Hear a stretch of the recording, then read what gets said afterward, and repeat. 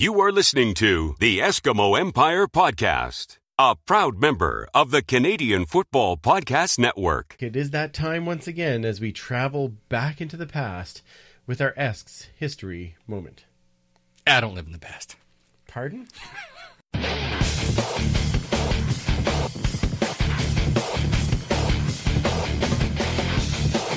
Welcome to the Empire. It's the Eskimo Empire Podcast.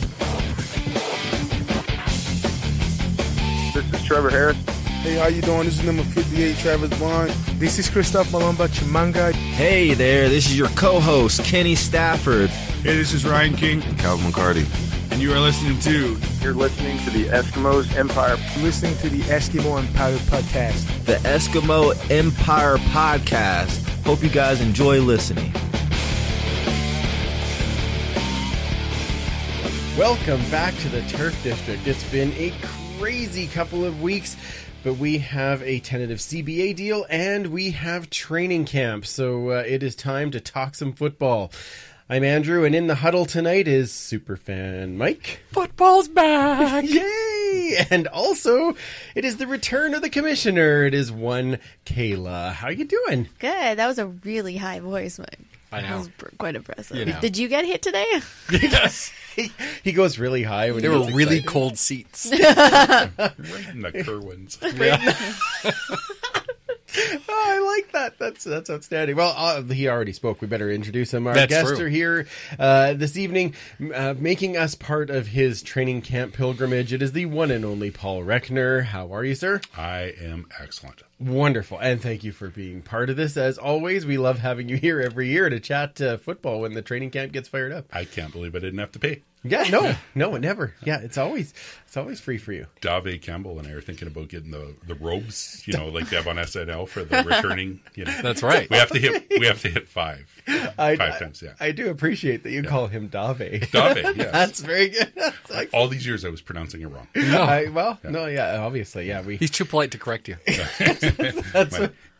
I was informed by him this yesterday that I've approached arch nemesis status. Is that right? Oh, Yes. excellent. Oh, good. Well, Better than his regular nemesis. I thought I was just more like a nemesis. Oh, excellent.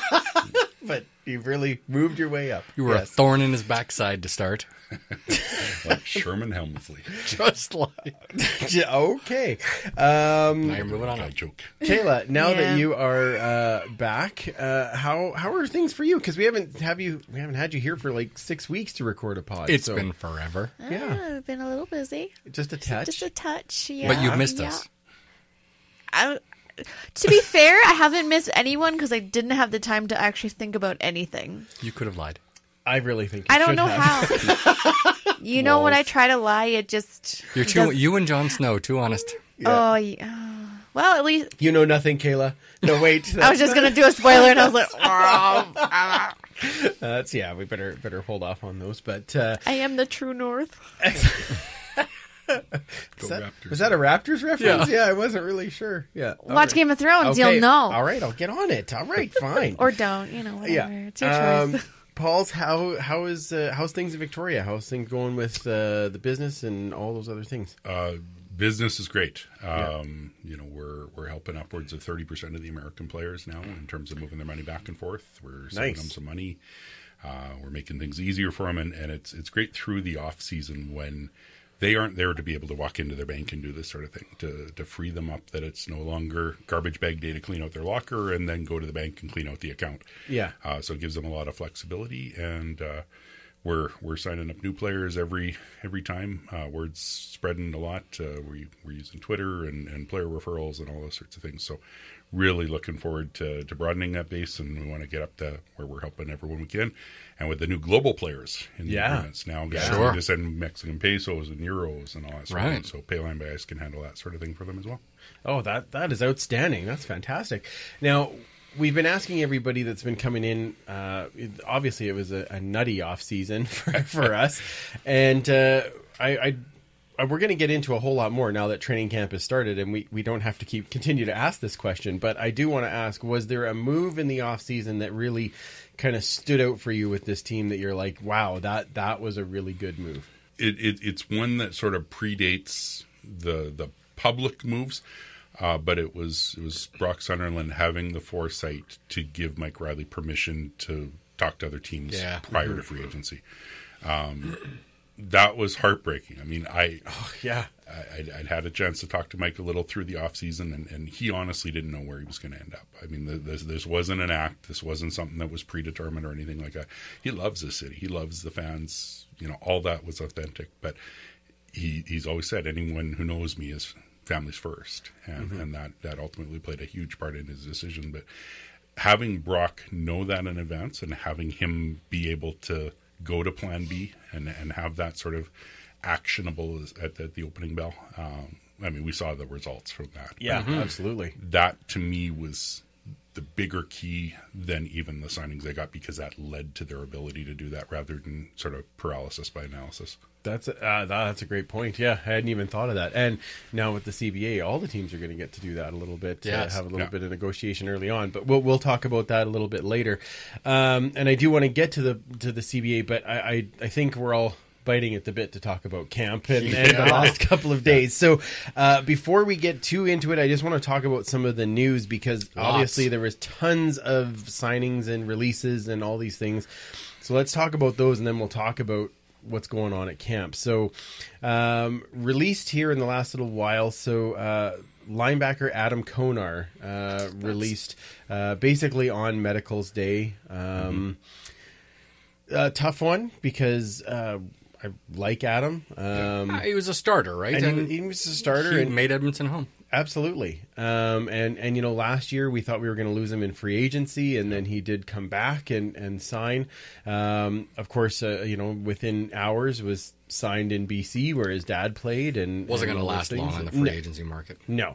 But on the other hand, once we made these other linebacker moves and we knew Adam wasn't going to be a starter, there was going to have to be some movement there. So not a huge surprise, but still, yeah.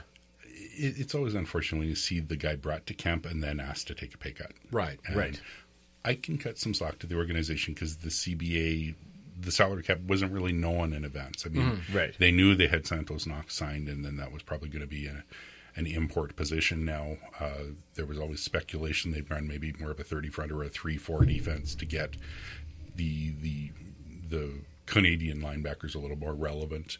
But obviously you can't pay him as a starter anymore.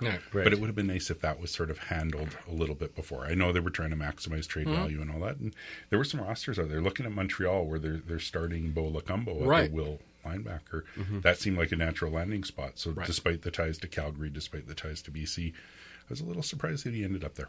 Yeah. Okay. Well, and that's fair. Still, I mean, wish him all the best, except when he plays us. So that's the way we go with that. He did show up to camp today, apparently, there, and he's listed as a backup on a middle linebacker spot to interesting. Herdman. Yeah. Oh, I guess that makes sense, because they go with a Canadian middle linebacker. Yeah, right. Brand new defense, though. So do you take his 4 years of experience or Herdman's couple years in the previous system? It's kind of interesting to watch. Yeah, it'll be, and turns into a good battle now, right? Yeah. International offensive lineman Tyler Howell was released. National offensive lineman Mason Woods. Last piece of the Franklin trade. I know, that one hurt a little bit for me. I get it. I mean, Mason Woods didn't really take that next step, and we have other guys that are taking that next step. But it didn't really cost us anything. We were going to lose Franklin anyway. Right. So we took a flyer on a guy that we thought could maybe... We got a scratch ticket, and it didn't match up. Right. We got a scratch ticket. Like every ticket I've ever bought ever. Yeah.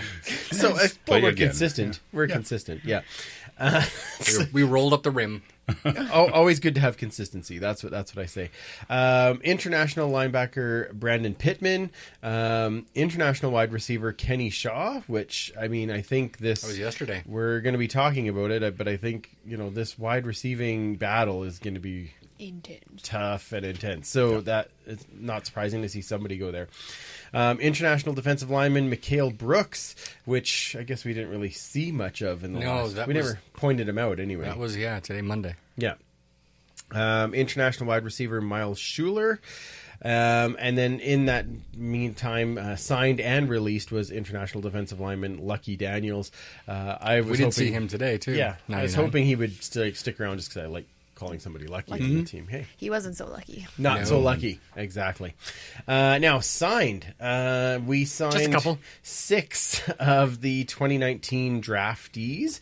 All but 2. Saxlid, Sender, Ross, Hutter, Carl, and Blake, and they have all been at camp, so it's been kind of interesting to see some of them get started. International defensive lineman Darius Jackson, which is great because we've been shy on Darii, so it's good that we got one back. Bunch of global players. So interesting in what I was writing the notes actually, because then you have your national, international, and now global, right? So it was kind of neat. Global wide receiver Diego Viamontes Cortera. I'm probably butchering that, but I'm trying. He had some good runs too. He's got some wheels. Oh, I know. Yeah, I know. I want to talk about him a little bit more. Global linebacker Daniel Landeros. Is that what we think it was? Yeah. Yeah. One of Andreas. Yeah. Excellent. Global defensive back Gennaro Romero. He goes by Jose, apparently. Does he? Yeah. All right. Looks like it's spelled like Jose. Yeah, no, it's Gennaro, but he gets called Jose. Okay, perfect. And global linebacker Maxime Rouillet. Okay, I was close. National defensive lineman Jesse Joseph. National kicker Gregory Hutchins. International defensive back Josh Johnson. International linebacker DJ Calhoun is back. We have Calhoun and Colhoun. Perfect. I love it. Spelled not even close. Not even close to the same. National defensive back Michael Charland, I think. International defensive back Jalen Spencer. International defensive lineman Kendall Vickers. International linebacker Jonathan Walton. Insert Walton's music. Yes.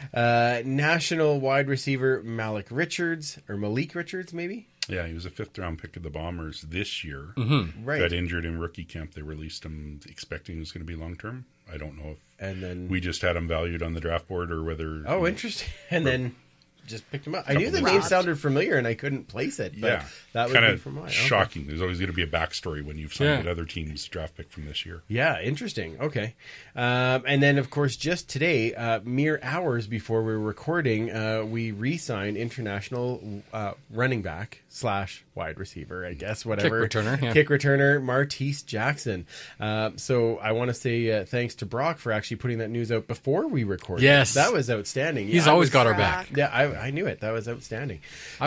We wondered, again, today we were looking, there was a number 71 in the field, and I'm like, I don't see a 71 on my list anywhere. Right. And that's because Peter Sender was wearing 30, moved for some reason to 71, and now I think maybe we know why. Because now 30's been freed up for Martise Jackson again. Yes, yeah, well, exactly. Well, like we kept saying yesterday, 38's available, but then somebody had it by this morning. Know. So, yeah, it was really close.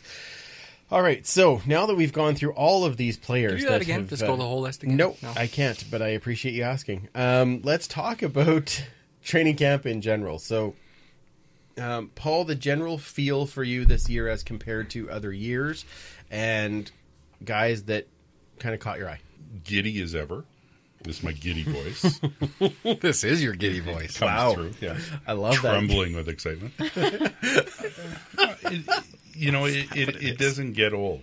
Coming into town, seeing the guys there, seeing the people around. The first half of the first session is basically all visiting. Yeah.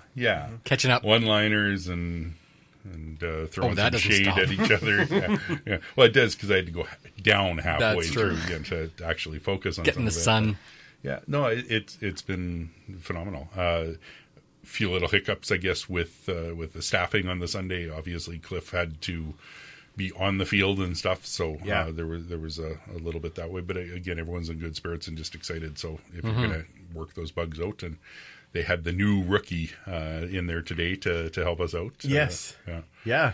Andrew Jones there helping out to get everybody up and down the elevator with and greet everybody. And it was great. He's working for them now, right? Yeah. He's a former CFLPA rep as well, and entrepreneurial guy. And he's chosen to make Edmonton home, even though he's got businesses in Vancouver and roots elsewhere. So it's a big get for the city. Yeah, absolutely. Yeah. And for the team. It was great. Yeah, exactly. Yeah.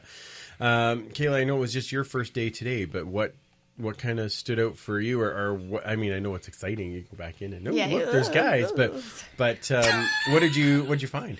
Not like that. Not like that. I just meant the guy. I would have said the same thing. Look, the guys are on the field. I'm pretty sure there's an assumption that I'm a cleat chaser. Okay, yeah, no, I don't think so. But, That would be Andrew. Yeah,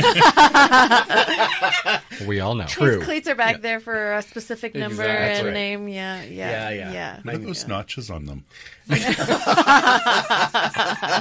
well played. Yeah, We are yeah. totally editing the answer out. Nope. Okay. Yeah. I don't know.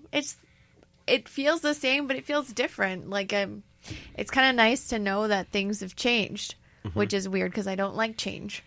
But walking in, I just felt like this, fresh air. Let's do it this time. Let's get something done. Let's actually make the playoffs, even though technically we should have. But whatever. All good. I still like the East-West. That's cool. I'm good with that. But yeah, I don't know. It's just, I feel at home. Like, you saw me. You're just like, where is she? Where'd she go now? Because I just, like, all over the stadium. It just doesn't feel strange. It feels like I'm home, and I don't know. It's great. It's a great feeling. And like you said, Paul, like that first little bit, you're kind of catching up with everybody. And for the first half hour, you're kind of, oh, hey, how's it going? And saying hi to everybody. Yeah. And then the next half hour, you spend looking at your paper going, who the hell's this number? What's this number's name? What's this number's name? And so that you, by the next day, you can be like, okay, now I remember. Who's 87 again? That's Who's right. 80? Who's 87? Short shorts. That's who right. 87 is. That's right. That's what we call them. Superfan, what's the first thing that jumps to your mind? It's like spring doesn't officially happen until training camp opens, and the weather really seemed to participate It did. in that because it was been so kind of not spring-like. Yes. One thing I noticed, obviously it's a very different camp because the most important position in the field is quarterback, and it's a brand new quarterback. Yes. And Trevor Harris.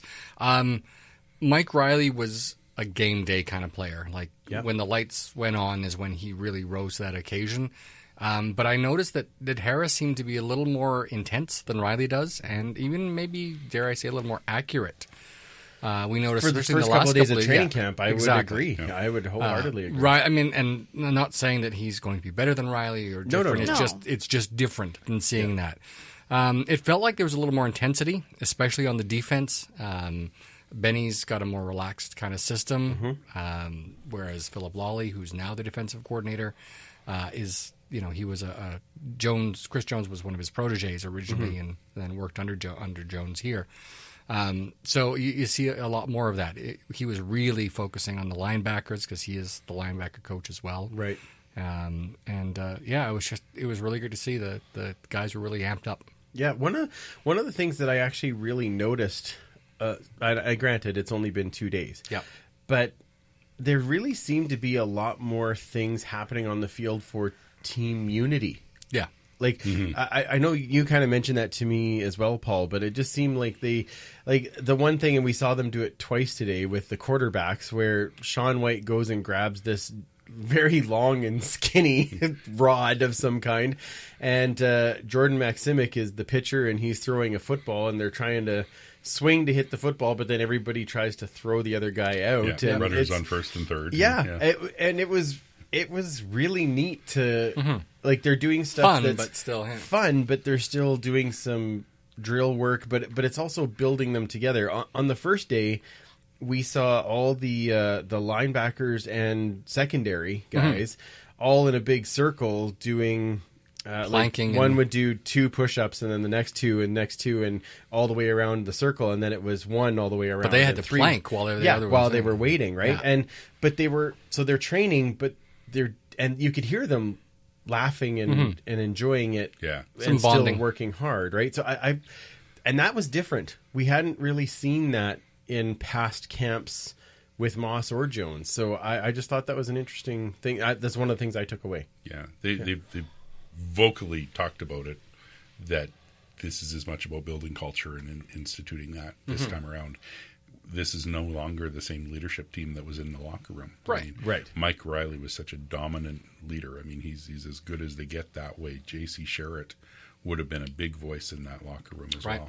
lots of other guys that have since moved on. There's I think it's like nearly 50% roster turnover in some ways. Pretty close. Yeah. But you're bringing in leaders that are just as capable. Trevor Harris is a guy who has that it. Yep. Yes. You know, he truly cares about people around him, and that inspires them. They want to go through a wall for him. Larry Dean, Donnie Namba. I mean, those are other solid Santos leaders. Knox, Yeah, absolutely. I'm excited after talking with Javon to see what that's like when he's actually on the field with a little bit of that leadership, right? So that could be very exciting. Even at the end of practice, over sort of on the side we were sitting, they were setting up a game. Jason Moss and I'm not sure who the other guy was, but someone had referred to calling it bones, but they had all these little white and black things and playing they were Jason's bowling, wife and daughter. Bowling basically for it, and just seeing that's not really something you see from that intense Jason Moss. So I think. I'm not exactly saying kinder, gentler Jason Moss or whatever. Family man Jason. Absolutely. You know, and it's been neat to see that sort of side as part of the culture building, as part of the reset going forward. Yeah. Well, and at one point there, I think this was yesterday though, but with families and things, you see Jason and AJ and Jason Tucker all kind of down, all seeing the families and all talking together. And I'm like, okay, so this has become not just their family, but other people's families, right? So I liked seeing that for sure. Yeah, and Mike Moore's little girl was out there today, and David Beards. Yeah, that's awesome to see, right? Yeah. Well, Calvin, Marissa's always out and says hello, and it's very awesome. Very good. Yeah. Now, offensively, I want to talk a little bit about the offensive side of the ball. For me, there was a couple of standouts. The big one that I want to talk about actually is, and we deemed him short shorts, but Torrance Gibson, who was at camp last year, he's really been catching the ball and making some great routes. He's kind of really caught my eye on the offensive side of the ball. Anybody offensively for you, Superfan? Yeah, I mean, we talked a bit about it on the Periscope, but another guy I'd bring up is Kenny Stafford. Absolutely. Oh, he is having a great first couple of days. Chemistry. Yeah. Yes. Absolutely. And for it a guy seems that way. Yeah. With Harris? Sorry? Yeah. Like, he was running fast routes. He was blowing everybody away. He was catching everything. I mean, he had a drop later on, but it was still, I don't know if that was the throw or him, but he's on fire. He's been getting very open, very regularly. Yeah. So, and he had the big bomb yesterday that made everybody whoa. Yeah. He just left everyone in the dust, and that was great to see. I mean, we all love Kenny. Yeah. Kenny actually, I think, traveled down to the States a few times in the offseason and worked with Trevor. There you go. Oh, wow. You know, his big brother S.J. Green down there, too, and nice. Nick Moore out in California. So he's a guy who's very committed to his craft, and I'm hugely impressed at the first couple of days he's put in. Awesome. And another guy we saw, again, is on the other side of the thing where he's a complete rookie, is Shai Ross. Yes. Yeah, Shai Ross has shown well for a rookie. Absolutely. Yeah. He wears a nice number. It's a great year. But okay over there? Yeah. But yeah, no, I think he's definitely stood out as well. Anyone else for you there, Paul? I've been watching the offensive line a little bit more for the first couple of days, and the one that really intrigues me is that Jacob Ruby seems to be playing with the ones ahead of Travis Bond. Whether that's a ratio thing and just to build some chemistry, but he seems to be holding his own in there. Sir Vincent Rogers, obviously a huge stabilizing force on that. Right. It's fun to watch Kwaku and Alex go up against him. And Colin Kelly, I thought, had really shown some strides as well. His footwork looks good. He's not getting beat around the edge. And again, it's not full padded practice or anything like that. But I think he's come prepared, and with Tommy Draheim right behind him, and Andrew Peterson and Saxelid, we're deep at tackle. There's not going to be enough spots for everyone. Nope. So careers can be on the line in this week or two too. So I hope these guys get every opportunity to prove themselves.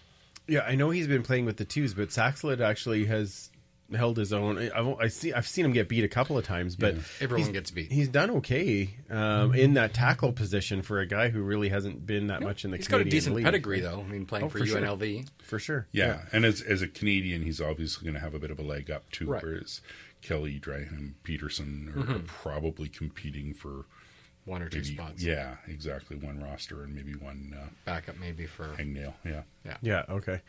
Hangnail. Nice. Well, Peterson was on the PR last year. I don't think he got any game time, did he? Or maybe one game. And Draham was 6 game for much of the season. Right, and but came then on strong at the end. Right, he replaced O'Donnell, who had been playing there. Yeah, he can play both tackles, but I think we're pretty healthy at the left tackle right now. Okay. Why'd you say that? I gotta, don't healthy say healthy. in a strength way. Strength way. Yeah, that's good. That's good. Anything that stood out for you today, Kayla, on that side?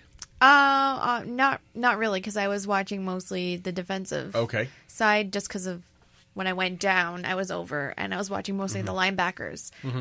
But when I did actually look up, every time I saw it was either Jordan Robinson running routes. I know you said he wasn't super strong, but when I looked up and saw him, he was super fast and had good agility. Same with Shaq. That guy's just a bullet. Shaq looks like he's got another level this year. Explosive. Yeah. Very fast. Yes. And then Ricky Collins Jr. too. Yeah. Right. Yeah. Every time there was like a certain players. Every time I like looked up, there's 13 again. Oh, there's 11. I know that's Larry Dean, but like there was just these certain players that every time I look up, they were there. So I don't know if it's just timing wise, but to me, they looked strong. No, that's great. That's great. Absolutely. Kind of going back to the linebackers, I don't know if it was Travis Brown, the assistant. Okay, it wasn't him. I don't know who was out there working. Could be William Fields. Yeah, William Fields was the guest coach. Yeah. Oh, okay. And he was going to be the assistant. He was working with the linebackers, but they were working on returns. Right. Punting, sorry, strip the ball when you go to punt the ball. Right, yeah. And they were working on drills like that, and it was actually really funny to see the punt blocks too, how different guys were scared of the ball almost. Sure. Yeah. It was hilarious. I'm like, this is your profession. And he's like, stop closing your eyes. I'm like, why are you closing your eyes? He's like, stop pulling your hands away. Why are you afraid of the ball? It's like, oh my gosh. And silly Godfrey, like, you gotta try harder, bro. I want to see you on the field this year. I want to cheer for 23 again. That's right, yeah. 23, make that number Come better on, again. Anyaka. Yeah. Make 23 great again. Make 23 great again. That's right, yeah. But no, it was really, sorry. I was just going to say, I think they changed the rules this year about punt blocks as well, that you no longer have free reign to contact the kicker just because you touched the ball. Right. That's right. Yeah. So if you touch it, you still have to get out of the way. Yeah. You can't hit the... Yeah. So keeping your eyes open would probably be good. Yeah. And he kept saying, like, you kick with your, like, the left, you go, or coming from the right, use your right hand, or whatever. Right. Like, it was really cool to actually hear what the coaches are saying and, like, how they learn and interpret it, and then how you see it on the field, because I'm always like, just get block it! That's all I'm saying, and I have, like, no knowledge of how it actually works. I'm just like, but he was saying... Oh wow, that escalated quickly. But he was saying, like, don't, like, Superman it, which is what we always see on the field. Is like people just going like, ah! Rather than focus on the ball and get your hands on the ball, but don't try to block the kick. Sorry, it's probably way more entertaining if you saw what I was doing. He's like, we need to do a video portion for the entire thing. Yeah, we really need and to you just like giggle behind your mics, and people are like, it's not even funny. Like, it's factual. What the heck? Oh no, trust me, it's funny. Yeah. But yeah, so it was just really cool to actually watch and get to hear, because you can't hear from where I sit. Right. So I learned a lot today. Awesome. Which awesome. I need. Well, and actually, now that you're talking about that, let's just switch gears a bit to special teams, because there's so many new drills for special teams. Different coordinator. And so that AJ Gas effect right away, I see a lot more concentration on different kinds of blocking and kick blocking and different types of alignments for returning and all those types of things that they were working on. Was very encouraging for me. I thought it was really nice to see the different alignments and different drills that they were doing, because it has been so stale And methodical. right? So now you're Boring. looking and saying, okay, well now they're throwing some of these other things at them. I love it. Want to see so many coaches involved in that. I mean, the cohesion within that coaching unit is there, and AJ may be coordinating those aspects to it, but there were other coaches that were definitely running certain drills with a group of guys and then rotate around and stuff. But blocking angles and stuff like that, just Baron Miles was doing blocking angles, Absolutely. which makes sense as a DB coach, right? Like trying to figure that out, right? Well, and they had McCarty too working some drills Yeah. on the defensive end. So I don't know if he was just like having fun or whatever, but I was really interested because I'm like, what's everyone doing over there? What that they got white up their jersey doing sleeve? on Like, that side? I mean, he's like, like he could do anything, but it He's was been just looking good too. Absolutely. Yeah. Absolutely. Well, he's trusty hands, right? He can do it all. Speaking of that, what's that white jersey doing? Mr. Mandrusiak messing with Ryan King and putting him in a white jersey for the first time. I don't play offense. You do now. You do now. That's outstanding. The last thing that we should talk about, I guess, a bit of the defense. Yeah, exactly. So, Kayla, you were watching the linebackers. So was there somebody that you thought in there that really kind of stood out for you? I was mostly just looking for my favorites and seeing if they improved, to be honest. Okay, that's fair. I think from what I was seeing, so the linebackers, like I said, was where I was focusing because they're right in front of me, but everyone seemed to be taking the constructive criticism and actually applying it to their next play. Oh, nice. Okay, yeah. Which is very encouraging, and it wasn't like moping or like, oh, I know. They actually listened and then applied, and how I know that is the coach would be like, hey, you got to do this, and then they run it again. He's like, good, yes. Like, hey, like, let's do this. And I learned bucket is a thing. So Bucket. I thought he was saying Something else. Fire trucker. But yeah, it was it's really encouraging to see that they're actually learning but also applying what they're learning. I mean, obviously, like, there's only so much you can do without pads, without the opposition, but yeah, I'm very interested to see who stays and who gets cut. All right. Very interested. That's cool. I'm intrigued Paul? at the level our coaching staff is at now. Yeah. You see some of these teams with raw rookies, recent converts from players and stuff like that. BC. Exactly. That's a prime example. Whereas Travis Brown and Baron Miles and Demetrius Maxey, those guys Gibson.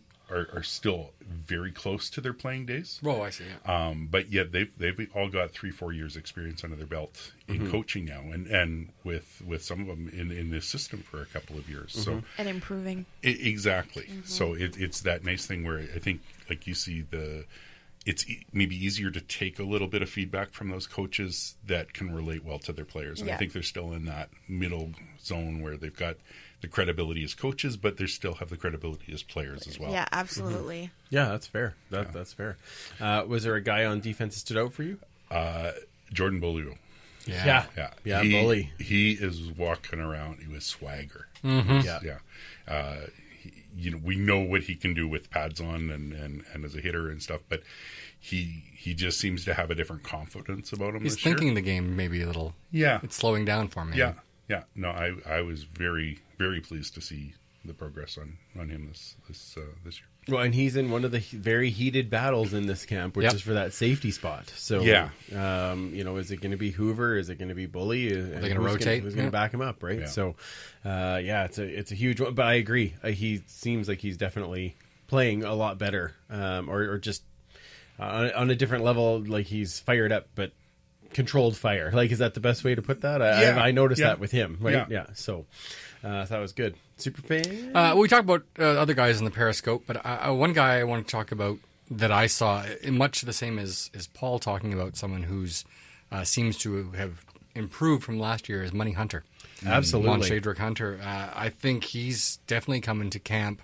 He had some great stuff last year, but he also had some times where he was definitely a rookie. And I think that he's learned from that, and he's really worked on it in the offseason, and we're going to see a nice jump this year. Yeah. Speaking of nice jumps, he has a Absolutely. hell of a vertical. That guy, holy man, He had One of his biggest fans is Aaron Grimes. Yeah. He's talked a lot about how good Money is going to be. So. Worth the money? Ooh, I like that. That's lovely. Works for me. All right. And I just want to, I'm going to mention, I know you mentioned it on the Periscope, but Don Unamba on that first day, he came across. Man, I wish I was there. I don't even remember who it was that caught the ball, but he is lucky that it is training camp and he is on the same team, because he would have been absolutely separated. He would have been cut in half. Oh, he pulled up at the very last second, and I thought, oh my, like we all almost got out of our seats. Yeah. So I'm excited to see him do more of that. Yeah. And you know, we say it every year. I understand I say it every year, but Arjun Colquhoun, the speed that guy has and that he plays that position with, it just blows my mind. Yeah. And if he can stay healthy, wow, he's just an explosive player. I quite like him there. Yeah, I saw Coach Moss interviewed on him today, and again saying they know what kind of a player they have in Colquhoun. So it's just a matter of what he can do to stay on the field, and talked about his commitment in terms of the conditioning and the strength aspect. And he was saying, you know, when things are tight in one area in your hips or something like that, it generally leads to something else. So he's worked a lot on his core in the off season apparently, and really good. I think is doing those things to get past the stigma of injury prone. I hate the word injury prone. Yeah. You know, for a guy who has a bad shoulder that's recurring, or a hamstring or something, that's injury prone. That can be injury prone. For a guy that a knee or I mean, you got Solomon Eliminian where he tears an Achilles was 1 year and comes back from it and battles and plays a couple seasons, and he breaks a wrist last year, and all of a sudden people are saying, well, he's old and he's injured and stuff like that. It's a broken wrist. It's a football injury. Different. It could happen. Yeah. Even Konar, I mean, you know, he gets a bit of a rep on that. I mean, broken thumb and you know, that's not something that's repetitive. Exactly. And at a certain point, maybe guys get a bit of a tag if they don't play through pain or those sorts of things. These guys go through so much that we never even possibly see. They're professional rehabbers. So, professional. They are. It's very true. Yeah. It's very, very true. Well, we're going to pick the Jimmy Gaines winner next week, but early pick? As I said on the Periscope, my eye is certainly firmly on Taekwon Glass. All right, You know, a little bit of experience in this league last year, and was really excited to see him signed. He was really excited to come to Edmonton, and I've seen him just show that speed, being able to keep up with Stafford down the field on a fly route, and I'm excited to see what he can bring, and we'll see if he can make it up the depth chart a little bit. Awesome. And I after today, I would throw Priester in that conversation. Got some speed. He got some speed, smaller guy, but definitely got some speed on that side. But nice for us to be picking defensive guys. Yeah. So that's a good thing. Yeah, we'll take that. All right. Well, of course, we'll see more at the game, which is coming this Sunday. Yes. So a reminder that the tailgate will be open at 11, and the game is at 2 against BC. Of course, don't forget, too, about Fan Day. That's the following week, Sunday, June 2nd at 1 o'clock. Sunday again? 1 o'clock, yes. And we will be there. We will be there to meet and greet and all those fun things. So talk football. Talk some football with people and talk with some guys, hopefully. So let's take a really quick break, and then we're going to come back with a little bit of CBA talk and set up some more stuff from training camp. This is Trevor Harris, and you're listening to the Eskimos Empire Podcast. The Eskimo Empire Podcast is brought to you by United Construction Company. As a full-service commercial general contractor, United Construction Company serves large and small-scale commercial, light industrial, and multifamily residential construction projects across Western Canada.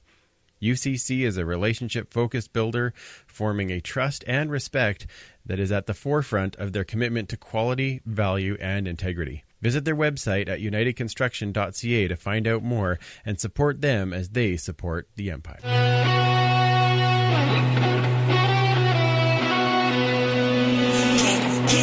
loud for me. Get loud for me. Get loud for me. Hands in the crowd, we tearing it down. You can join the Empire online. Find us at eskempire.ca. Check out all the new blogs and then follow us on Twitter, Facebook, and Instagram. For more history, follow at Esks History on Twitter. And even more of my pics on Esk Empire Photo. Don't forget to rate, review, and subscribe to help the pod grow. Thanks again for listening. Let's get back to the show. Welcome back Before we get into CBA talk, it is that time once again as we travel back into the past with our Esks History Moment. Let's hear you cheer and holler for a mighty famous team. Let's hear you roar, you know what, for a team that's on the beat. Our voices rise up to the skies, the fans are glad to scream. We love those Eskimos. Welcome back to the Esks History Moment. Last week, we showed a special item from the Horde on the Periscope. It was a 1954 Eskimos team-signed football. Keeping that theme going, we're going to go back into the archives to talk a bit about that particular Eskimos team and a player who signed with the Eskimos 65 years ago today. Whoa. Many people remember the Big Four from that era. Jack Parker, Rollie Miles, Normie Kwong, and of course Johnny Bright. But what most people forget, or perhaps didn't know in the first place, Jack Parker wasn't the quarterback in the Grey Cup. Parker took the reins starting in 1955 and alternated a bit in his whole career with Canadian Don Getty from that season onwards, but the man who led that first Grey Cup winning Edmonton team wasn't Spaghetti Legs, but rather was a much celebrated athlete who finished fourth in Heisman Trophy balloting and led the University of Maryland to the January 1st, 1954 Rose Bowl, narrowly losing to Oklahoma before turning pro. He started his first professional career in green and gold and finished his career playing the last few seasons with the Montreal Alouettes and a few games for the BC Lions, but he was probably most famous for playing for the Hamilton Tiger Cats, winning 2 more Grey Cups to add to his 1954 championship. He was the 1961 Most Outstanding Player and a 1974 CFL Hall of Fame inductee, but he led our team to its first glory. Today, we talk a little bit about Bernie Faloney. Faloney earned most of his fame for other teams, but his signing on May 20th, 1954 was considered a huge coup for both the Green and Gold as well as the Canadian Rugby Football Union, the precursor to the CFL. He was drafted that year by the San Francisco 49ers. However, this was an era when the Canadian dollar was worth about 10% more than its American counterpart, and Edmonton outbid San Francisco on top of the exchange rate by about 50% of what the NFL team offered, so the decision to come to Edmonton was easy. This gave the Eskimos a lethal backfield consisting of All-American Faloney at quarterback, Parker, who doubled as his backup as well as starting halfback, along with Rollie Miles and Normie Kwong at fullback. Truly a Hall of Fame backfield. Just imagine, 10% more would be great for Payline, wouldn't it? Oh, killing me. Yeah. I'm going to get so many text messages.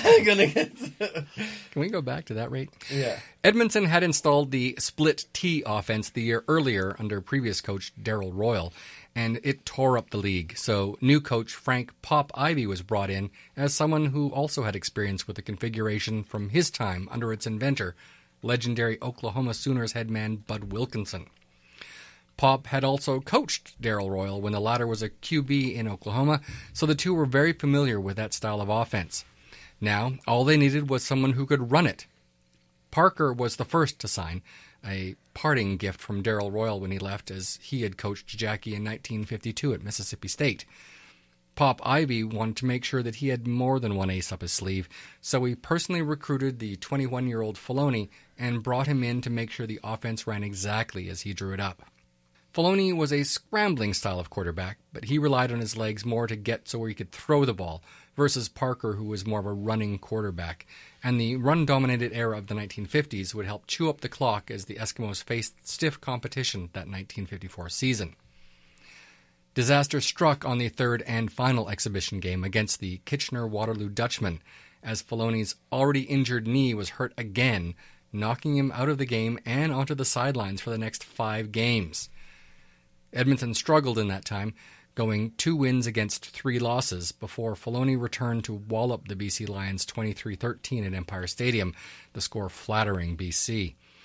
The sidelines held their collective breaths when Faloney twisted badly after stepping into a hole in the field on a keeper play, but the knee held, and he was able to finish the win and get the team back to 500. Having the leader back on offense sparked the Eskimos, who went 8-2 the rest of the way that season to finish in first place and get a bye into the WIFU finals, a best-of-3 affair in that era. Edmonton faced their 1950s rivals, the Winnipeg Blue Bombers, in that series, and the teams were fairly evenly matched going into it. The third-place Bombers had beaten Saskatchewan in the 2-game total point semifinal and were beaten by the hometown Eskimos in Game 1, while they topped the favored green and gold at Winnipeg Stadium 5 days later to even the series. Each team had won by 6 points as they faced off in the final game at Clark 2 days after the game in Winnipeg.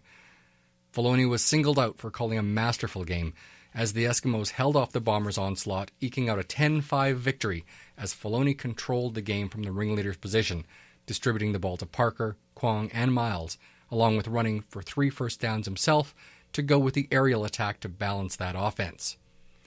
Faloney got his revenge against the Kitchener-Waterloo Dutchmen, the same team that knocked him out for 5 games to start the season, as Edmonton made short work in the last-ever Grey Cup semifinal, where a team from the West played against a team from the semi-pro ORFU League, and the Eskimos were back in the Grey Cup for the second time in 3 years.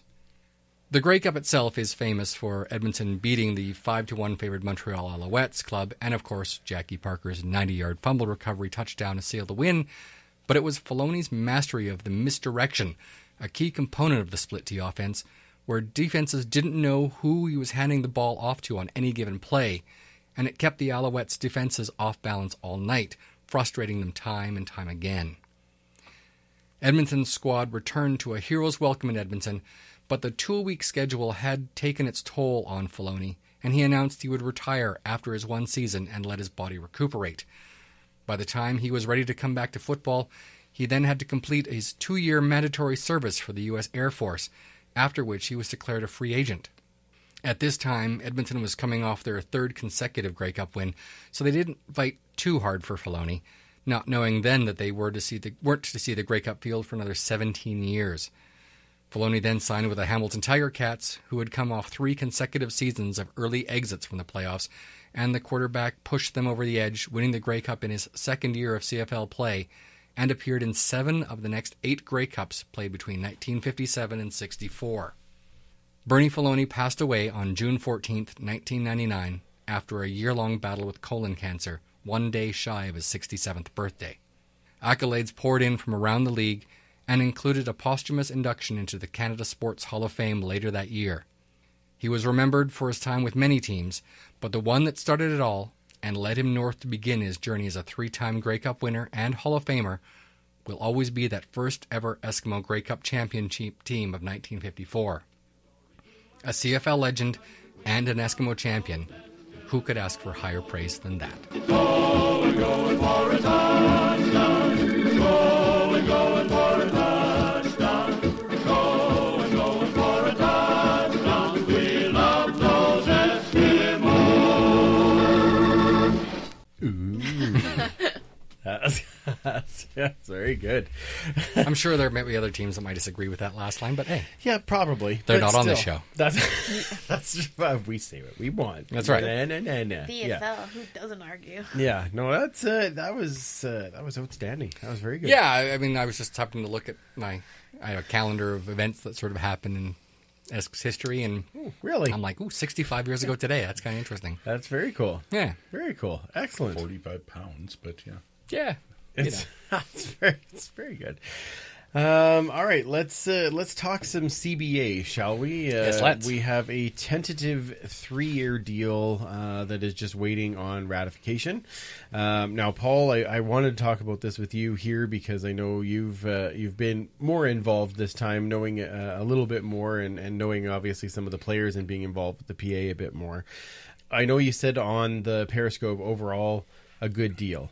And was there a certain part of it that really kind of jumped out at you as, okay, well, this is the part that we really needed? Yeah, I think the overall feeling of partnership.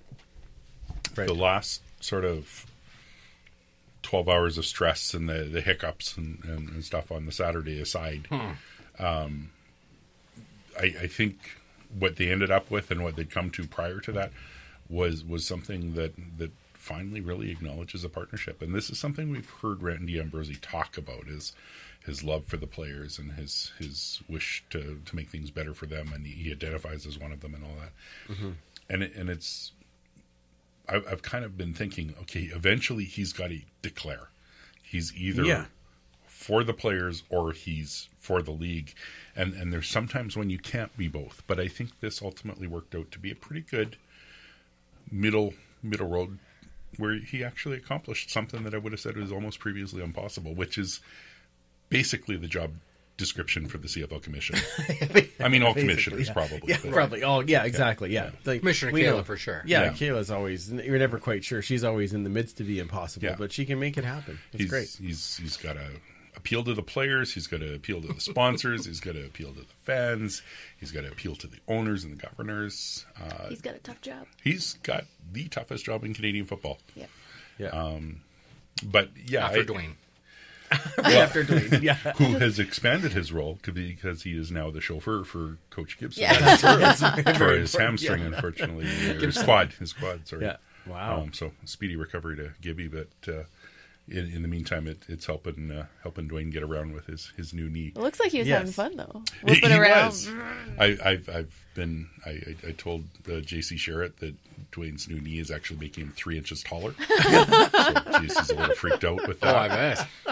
And I told Mike Riley that Dwayne's new knee will not shake as much on those money putts that they have on the golf course. Well, that's good, yeah. To which Dwayne called me a clown. Okay, that's good. With love. Yeah. With all love, yes. Yeah. See, he's got to put up with a lot. Yes. Yeah, he's got a tough job. Yeah. But back to the CBA, having the players have a little bit more voice, getting that revenue share introduced, even if the 20% on TSN ratings escalators in the CFL 2.0, even if that doesn't necessarily amount to a whole lot in the short term to actually give some of that cap relief that people are hoping for, I think getting it in the agreement and having it on the table, it's going to be easier to grow that than to get it in there in the first place. Right. So I think that was a very future-looking thing, and it forces the players to put their efforts where their mouth is. They wanted this ability to help grow the game and to benefit from it. Now it's their responsibility as well too, and they have a stake in it. Right. Yeah. And I think then that also then turns around to say, okay, well, we need you to be part of these fan engagement things. We need you to be a part of this to help grow this. This is why You're in we need to do marketing now. this. Yeah, exactly. Yeah, exactly. So I think that it's also easier for them to want to do that if they know that may have a benefit down the road. Right? Yeah. Like that's like I said on the Periscope, if you have a shareholder in a business, if they're part of the people who are doing the legwork on the ground, there's a lot more incentive for them to make it work better because there's a stake in it for them, right? So I think that I think that was a big step for sure. I know the biggest one for me that I was just glad to see was that they put in the 3-year coverage. And I knew that they wanted to go higher than 1, and I didn't know how far they'd be able to get it, but to me 3 is a great step. Yeah. I was concerned that the only way that was going to bridge that divide was to eliminate the scary word, the C word, concussion. Right. Yes. Because that's the great unknown in terms yes, the C word. Concussion. Nice, Mike. That's video podcast. The great unknown. I mean, I think we all legitimately recognize that concussions lead to long-term effects and all that. We know that, even if the league can't say that for liability reasons. Jeffrey Orge could not say it. But But that would have been, you don't know that you're signing a bit of a blank check if you're having indefinite coverage for some of those sorts of things. But for physical injuries, and that 3-year time frame is probably a lot more reasonable. And it is 2 years this year and going to 3 as of next year. So it's a good graduated approach.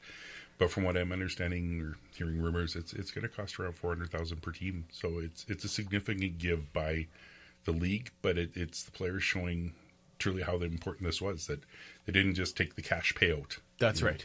Yeah, they exactly. took the annuity, the long term. Yeah, and in the long term, I mean, because the salary cap right now, there's not really much change to it, right? They're going, 50,000 a year, which is basically what it was before. And who's going to benefit from that the most is likely the new guys, because that low or that minimum salary is now going up to $65K. Right. So making more than me. Yeah, well, and I think. The one thing that I heard, or that I guess read into as I read that, was that these guys now, even though, yes, they will still likely have that off-season part-time job, they can dedicate more time to the training. It can be a part-time off-season job, not a full-time. Do you know what I mean? Because you are getting reasonable amount for playing the game. When it kind of dovetails into one of the other wins they had, which is that the CFL isn't going to be able to withhold off-season bonuses again. Yeah, right. And I was able to see up close firsthand on some of these guys just how tough it is to make it through the off-season when you're used to having that extra source of income. You got roster bonuses and show report bonuses and stuff. There were some guys that were struggling, and going out and driving Uber or doing some of those sorts of things to do what you have to do to get by, but. It was a bit of a game changer, and I'm glad that unfortunate aspect isn't going to happen again. Right. Could you imagine calling an Uber and a player shows up here? Holy crap. All of a sudden, I need to go as far as I can to the other side of the city. Is that all right? Yeah. Right, sure. And with Travis Bond. Exactly. I'd watch that show. Wouldn't we all? Yeah. Totally. Absolutely. One other key aspect that really hasn't gotten a lot of play is the work permit thing. And the teams will have to invest a little bit more in that. But American players coming up here will now be able to work other jobs.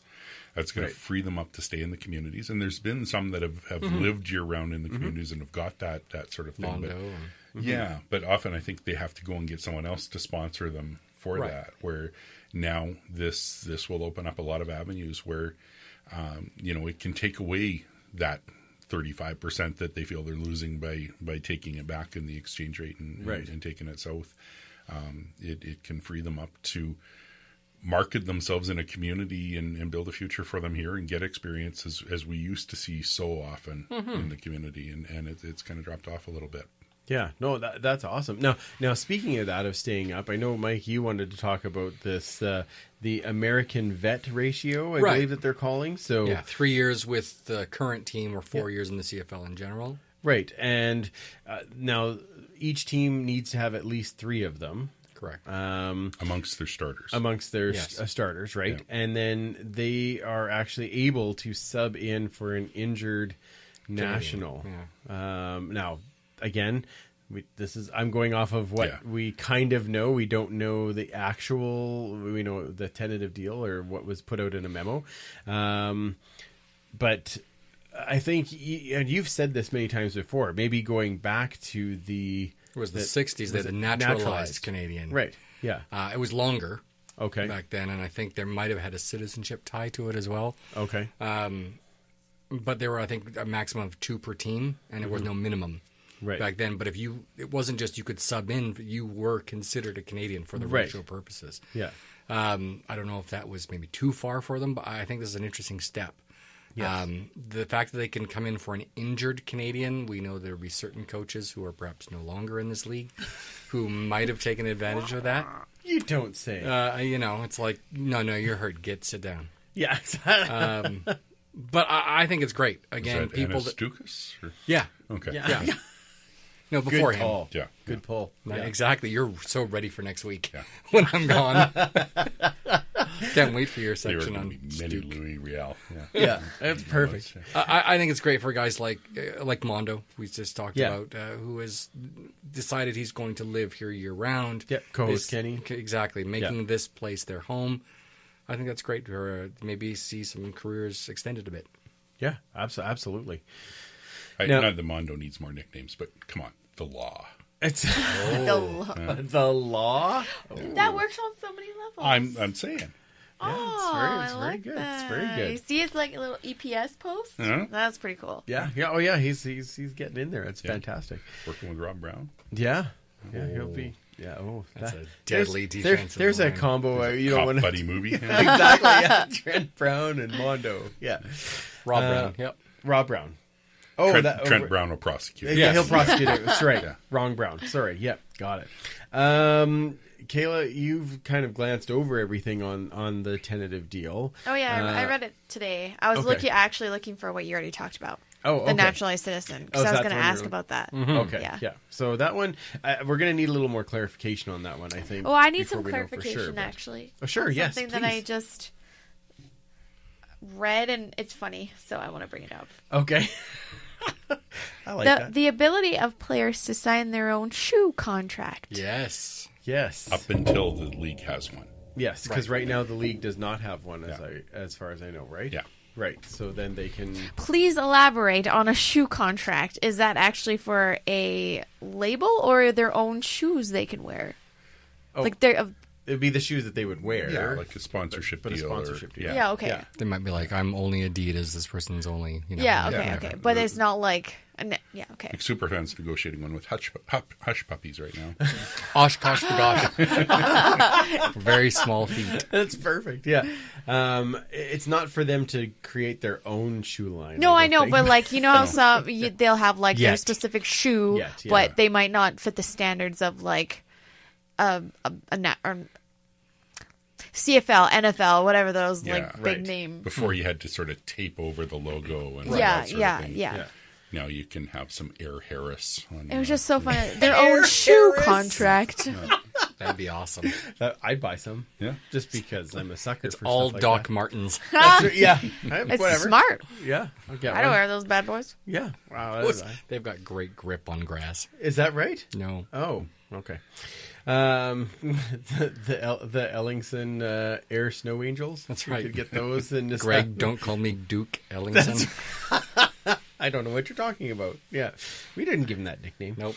All right. Well, there'll be lots more coming out here in the next while on the CBA, but I just definitely wanted to touch on it because I think that it's a positive move. We're all excited that there is something that got in place, and to me, it seemed like a reasonable deal for both sides. So yeah, and I gave kudos to the league and Ambrosi in particular for coming together and finding some middle ground, but absolute 100%. Adoration for the job that Brian Ramsey has done. Yes, agree. And I know Brian's been a friend of the pod and is someone I'm proud to call a friend. Thanks to Mike's introduction back in 2015, and that was very central to my involvement in the PA. But the job he has done, and when I say he, obviously involves his team. Yeah. You know, the president Jeff Keeping and the vice presidents Solly and Raleigh. And the player reps, but the unity that they created this time, I mean, I don't know if you remember that consulting commercial on herding cats. Mm-hmm. Yeah. The old range cowboys all scratched up and stuff. With no disrespect to the players, they all have such different interests at times, sometimes obviously conflicting. And education. And with social media, we get a glimpse into that from those that speak freely about the ratio and things like that. And we've had some great insights into guys like Derek Dennis and stuff like that, who very unafraid to speak truth. But it's amazing that they've held this unity together. It's amazing that they've come to this deal. It's amazing that they professionalized the organization as much as they did. And I saw a lot of predictions in media that the players will cave eventually, like they always do. And it's I not just your want to daddy's say, you don't understand this, Rod Peterson. You don't. You underestimate. Well, if I had a nickel for every time that sentence came out. You underestimate the will of these people and the preparation that went into it. And we're talking years in the making. Yeah. And to be able to hold this thing together, and I thought Kinger was a prime example when I saw him interviewed after the Calgary sessions. He was just top shelf. Professional, no comments, but yet being tactful in how he answered questions. He absolutely he blew me away. Awesome. Yeah. Awesome. Yeah. Not surprising, actually, because Kinger is who he is. We all He's the king. Yeah, exactly. Yeah. Of the North. Yeah. King. There's the and shirt. his King of the North. Is his stepbrother going out for defensive line this year? I think so. Jamar King? Yeah, that's his brother. Okay. I presume. Yeah, I make we sense. need to remake twins. Spelled the same. Remake twins. Oh Who my! got in a fight at training camp today? Yeah, I know. Yeah, who him was and that? Ruby. That was Jamar King with Jacob Ruby. Oh. Yeah, and Ruby's Jamar King helmet came off. He Cut his hair. Yeah, it was bizarre. Jamar King was in it with a few people there. He was making Feisty. a bit of a name for himself. Yeah. And Mikael Brooks went away today. Interesting. Might be a little bit of a sign there. Let's Not so very lucky. quickly talk about a preseason preview because we can't do much of a game preview because we have no idea who's going to play on either side, honestly. But what do we kind of expect, or what are we hoping to see? What are we watching for? Yeah, absolutely. We'll start with you, Superfan. There's definitely some camp battles. We need to see who's playing and Yes. in those positions. Paul brought up Jordan Beaulieu, the battle of the Jordans. Yeah. That's going to be interesting. Hoover versus Beaulieu. I think they both bring something very different to that position. I'm hoping that they both get some good time there. Yeah. And then that receiver spot's going to be an interesting battle. Very interesting.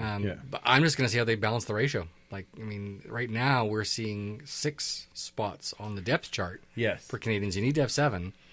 So where's that? And 6? Ruby being ahead of Bond Right at this point in time. Right. Is that where it's going to be, or are they going to could find change somewhere that. else? Yeah. Bond can't be cheap. So No. to have him as a backup, that seems a little odd. So we'll see.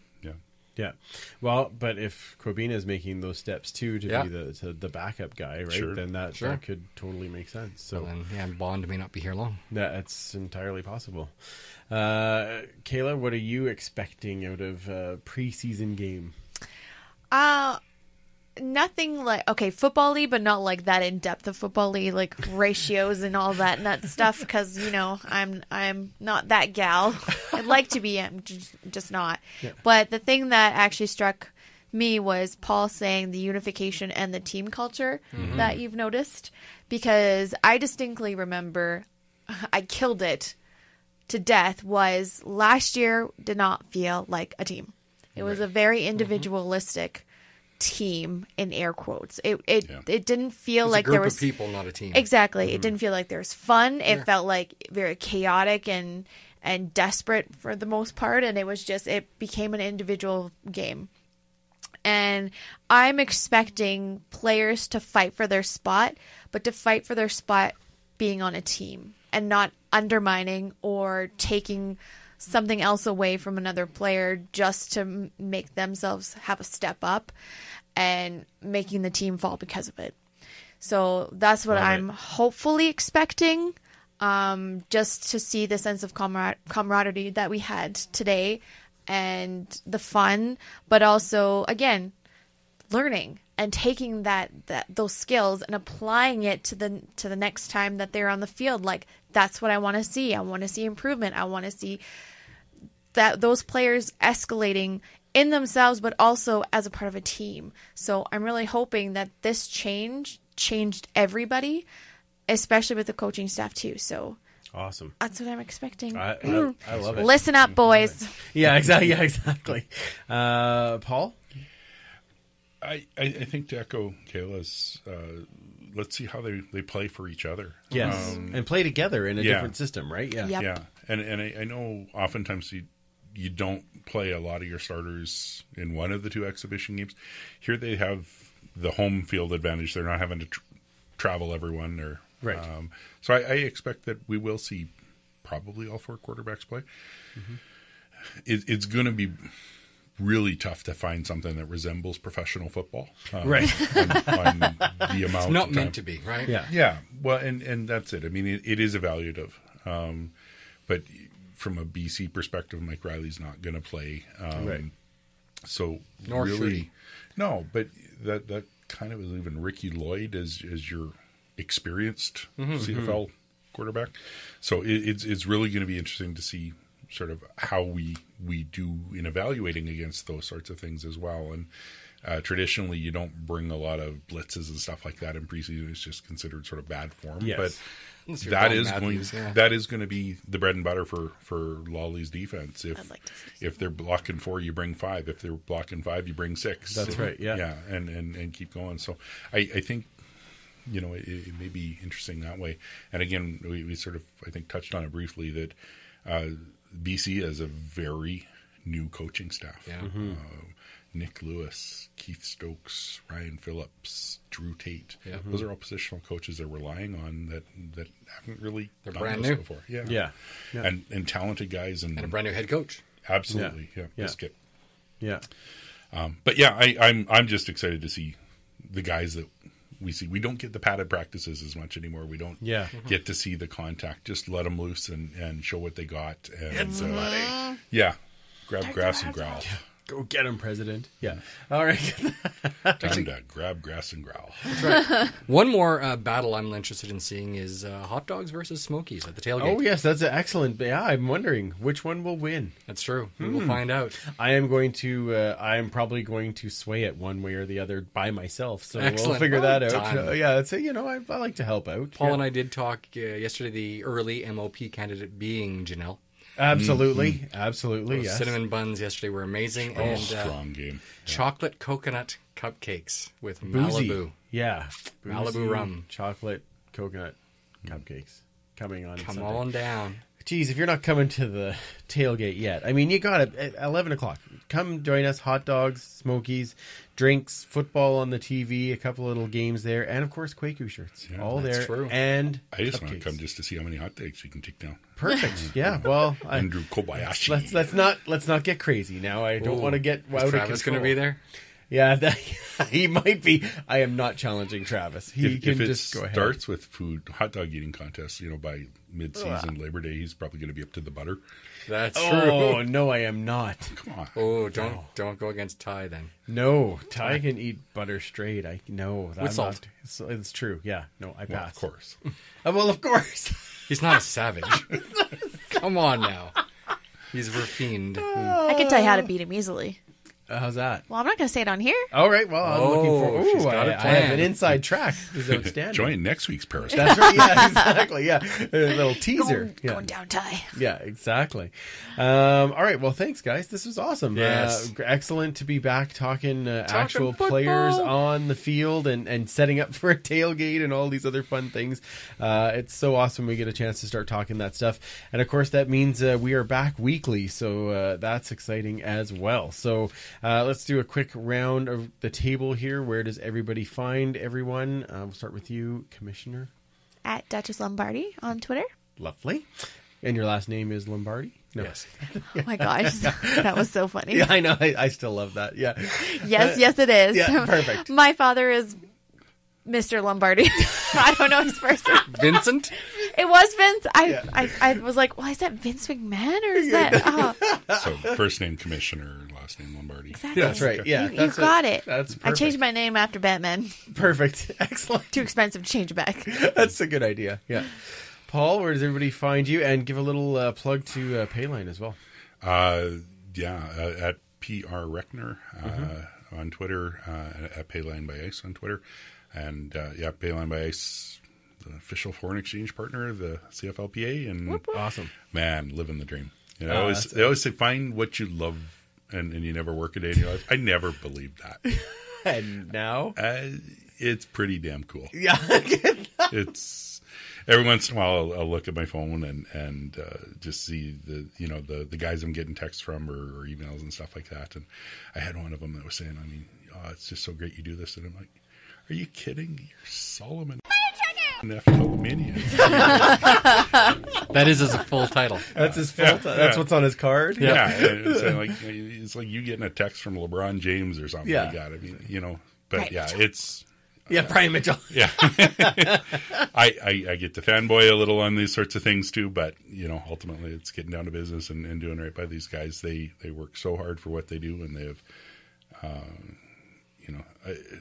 so many of them are just great guys. Yeah. Yeah. And we got one of them at the helm this year for the Eskimos and Trevor Harris.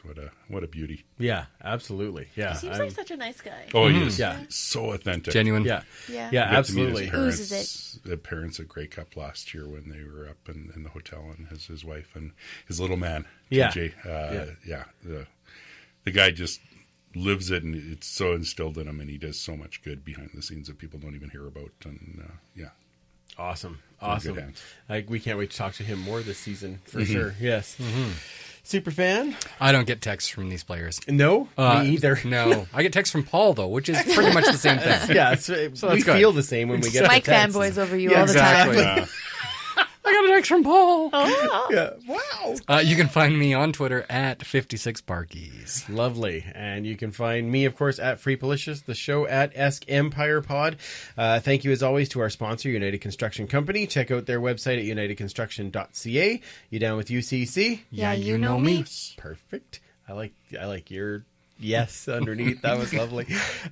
Subliminal. Make sure that you are also following Pay It Forward with Football on Facebook. Yes, please. Get those nominations in. They have picked for the preseason game, but we'll try and update everyone as we know what their picks are throughout the season, and love to see that whole movement and initiative. It's outstanding, so make sure you're following them. And follow us on all of our links that you can find on eskempire.ca. As I said before, I guess we are now back weekly, so unfortunately, Superfan won't be here next week. Not weekly for me, no. No, so you're bi-weekly for a little bit. I'm into comedy history. You're into, yes. Totally bi. That's right. I appreciate that on a number of levels. But next week, as it turns out, Paul is going to come and sit in for Superfans. So I can't wait to see your Horde and Tell. It's going to be awesome. And we also have a new featured fan that is going to be joining us to talk that first preseason game. So I guess, should we just say, do we want to see more defense and offense and special teams in the preseason game? And all of it? Absolutely. There we go. For Paul, Commissioner Kayla, and Superfan Mike, I'm Andrew. Remember, you can't catch footballs with your face, and we will absolutely talk to you next week. I guess we'll talk to you on Sunday. Tailgate! Thanks for listening. Find more great shows like this at CF Pod Network on Twitter.